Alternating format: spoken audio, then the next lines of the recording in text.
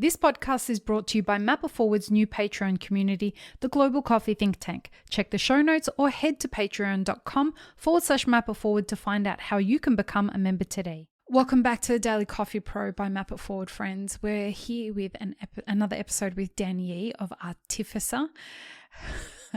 It took me about 6 years to be able to say Artificer. All we care about is that people get the letters in the right order. It's really interesting. You find all the people who have a little bit of dyslexia in their life when they're, I reckon we've heard Artificer almost more than we've heard like Artificer. And even the way we pronounce it is like probably even not the correct way. I think the correct pronunciation of the word, you would say artificer. You'd roll it more. Artificer. I won't be able to say that properly. My favorite thing. Go on. I think we're about to say the same thing. When we were going to name the place, we had two names. Yeah. One was Artificer, and Shoji, with English being his second language, managed to pronounce Artificer first time. And we're like, that's the sign. We're love rolling you, with Shoji. Yeah. No one else could say it. All of us at the time, it took us like ages. It was like, how do you say it? Like, is it Artificer? Artificer? It was all of this stuff. Why did they call it something that's so hard to name? And then I remember you saying, but it's the only one that Shoji can say. Yeah. He just nailed it the first go. And people try and confuse it and make us sound way more bohemian than we are and call it Artificier. I'm like, there's no accents in our either. But I think we're not that sophisticated, bro. We're just not that sophisticated. Yeah, and it's got nothing to do with we honestly, I have that word. I collect words and stuff, and I write them in my phone and stuff. And that was a word, and it has nothing to do with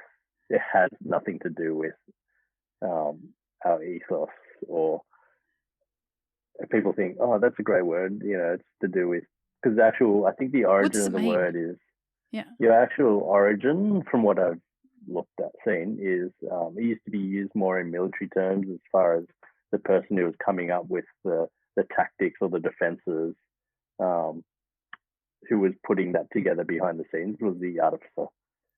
He's actually used in like Warhammer and Dungeons and Dragons. I think there's actually a figure, player, whatever, called the artificer. Okay.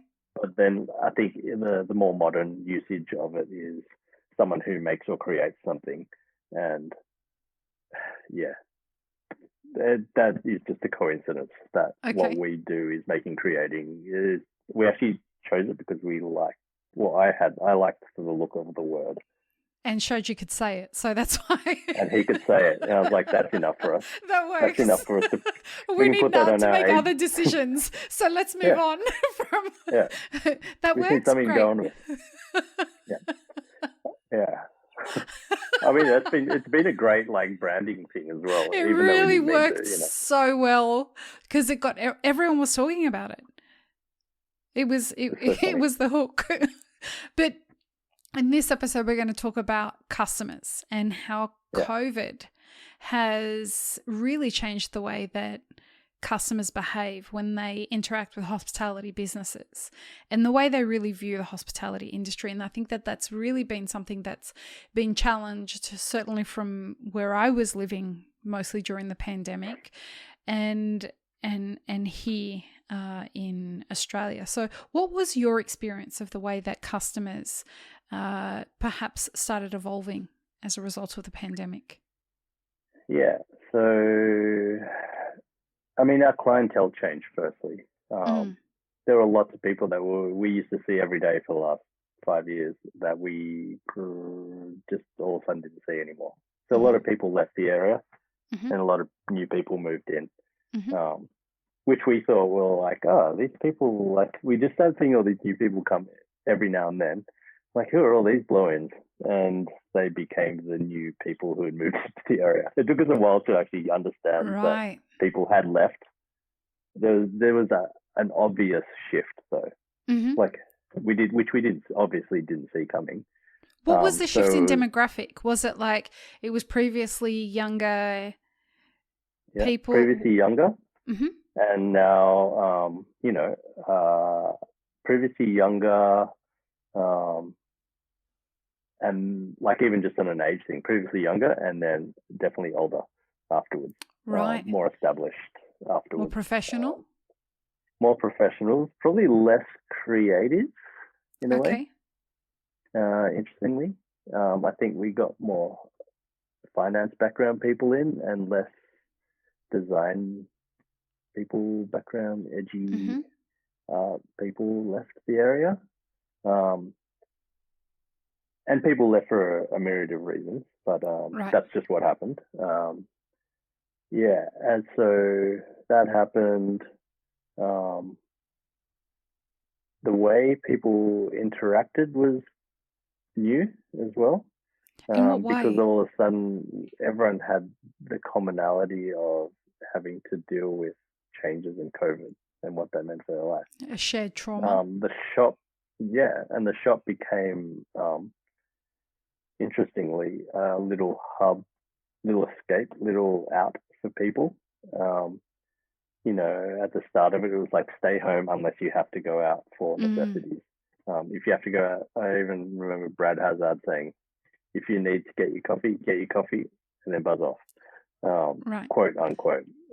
And so we had a lot of people who just need to get out of their house because they were stuck inside all day, and going to get a coffee wasn't a commitment. Getting a takeaway coffee, having a small interaction with someone and going back home gave them enough impetus to keep going. Without having, it wasn't, going, I don't think you couldn't sit in a restaurant. You couldn't, it wasn't a big commitment. It was an easy out for people. And it became, and people as a result would come out 3-4 times a day, in that time as well, which was really interesting. And then I think as the ball started rolling, I think maybe, I don't want to say COVID. I think COVID may have been the catalyst to seeing some of the inequality, the way that some of the restrictions that were being put in place favored others over other groups. Right. In what there way? Was more solidarity within hospitality. Mm-hmm. New on Facebook groups, especially. That's where I saw it. A lot of it. I think it still exists, like hospitality, Sydney hospitality, COVID assistance, or like it was just a place to dump information. And there was a lot of, we need to do this, we need to do that, or we should try doing this. And are people looking for shifts? I've got more to offer here. Right. There was a good solidarity that kind of came out as a result of that. Especially because people who were here on visas and didn't have residency got told to piss off basically by our government. Yeah. If you go back to where you came from and let them take care of you basically, which is a giant chunk of our hospitality scene and restaurant and cafe scene, the majority of and it. it's mostly that. And then on top of that, casuals, for example, got totally screwed over in that. You had to get any sort of assistance at the start. You had to, if you're a casual, you had to be at that place more than 12 months to get it. Wow. I only know this because my wife as well, who worked in retail and was casual, was at her workplace for 10 months, so wasn't able to get assistance. Luckily we were okay, but have you ever worked in hospitality before? You know how casuals, they don't stay at places more than 12 months. That's the nature of it. You know what I mean? You've reached the peak of what you can learn from a place in 12 months, and you're usually there to go and learn different culinary techniques or different ways of brewing coffee, or get an understanding of a different customer base. Like, the nature of the job isn't that you stay there for an extended period of time. That's what you do when you open your own business. Yeah. And so that kind of stuff like that. I think people saw the inequalities come out as a result of these restrictions that were put in. There Which was is why we've some got a help labour for us, shortage now, but not right? really. Unsurprisingly, you know. And so there was definitely a shift in the customer base.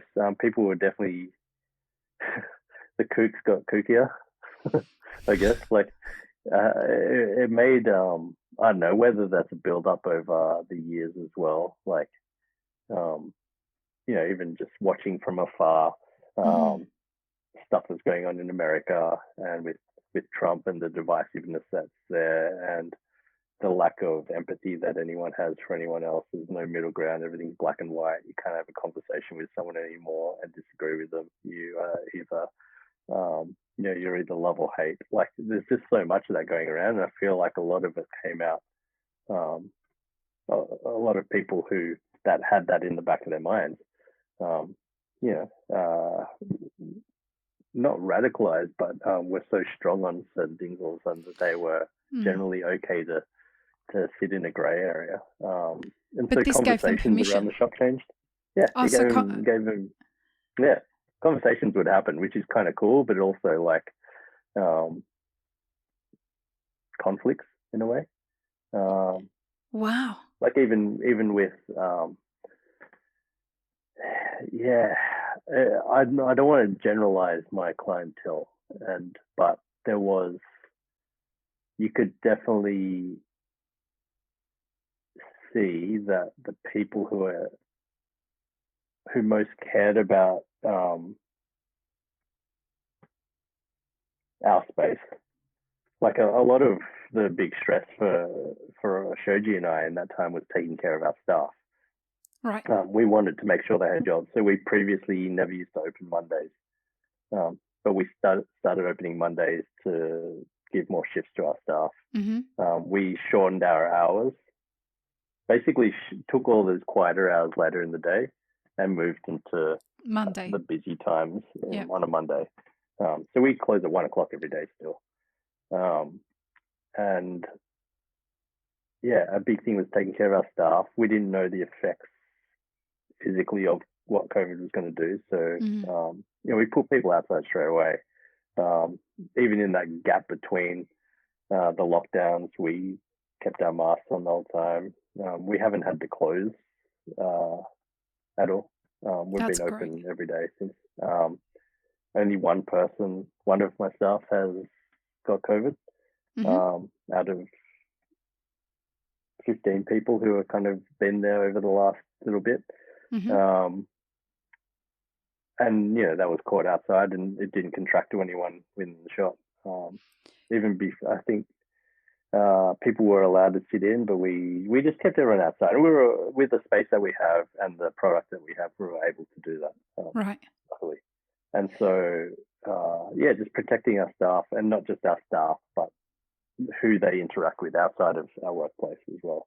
Vulnerable family members, young or old, people just with, who are immunocompromised, just taking care of people.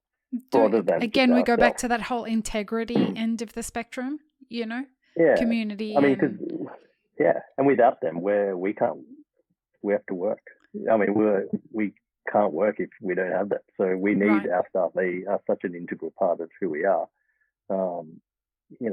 Taking care of staff is like a core business value of yours. Yeah, 100%. And if they're happy, the product's happy. Our community's happy. And that's a big thing that a lot of business owners didn't pay attention to during the pandemic. I noticed it happen. A lot of people went, I've got to look after my customers, got to take care of my customers, got to make sure that they're buying product, and how can we best make sure that they have things that they can buy and it's easy for them to buy, and delivery apps and all this kind of shit. And it's like, what about your staff? Have you asked them if they've got enough groceries? Have they got enough money to buy groceries? Yeah. Oh, but that's not my problem. Really? Yeah. And it's like, And without them, you don't have a business. You know, Right. They're the vehicle for getting your product out. You know, and this is now we're at this kind of part of the pandemic where a lot of the historical issues in our industry that we've kind of kicked the can down the road on, where we don't pay baristas enough money, we don't actually cultivate a career for them long term, we don't, all of these extra things. And however bad it is here in Australia, I guarantee you it is so much worse in the US for baristas. I can tell you that firsthand. And just from observing the way that like baristas a lot of the time in the US, particularly pre-pandemic, was when it was starting to become really noticeable. If they didn't go to work, they didn't have enough money to eat. Yep. So, you know, we kicked these historical issues down the road, and the pandemic said, roads ended, deal with it now. And most businesses were like, well, we don't know how to. Too fucking bad. And now we've got this labor shortage because it's all over the world because, you know, staff have said, well, I got paid unemployment to sit home and I got to sit home for a little while and it gave me time to sleep and not put an alarm on. It gave me time to rest my body. It gave me time to learn some other stuff and it gave me time to think. And I don't want to work for an asshole. I deserve better than that. Yeah, sure. And I'm not upset about it. I think it's one of the best things that has happened to our industry in the last 10 years. Yeah, it needed a bit of a shake-up. It was complacent. I mean, I'm only speaking for cafes anyway, from what I've seen. There was a complacency there, for sure.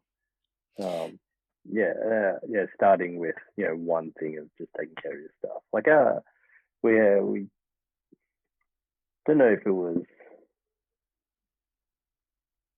maybe we just took it as a given, maybe because we've done all the roles that need to be done in our shop and see how important they all are. So we pay everyone the same. Like everyone was getting paid the same. Like that's just what it is. Unless now we have some people who have taken on extra roles so that they get a little bit more. But you know, whether you're doing the dishes, cleaning toilets, or baristering, or serving, or taking people's orders, everyone's getting paid the same because we just valued, like everyone should just get paid the same. And as a result, everyone also does all the jobs. We don't really have designated, we certainly don't have head baristas. We find that title, I actually find that a bit of a joke.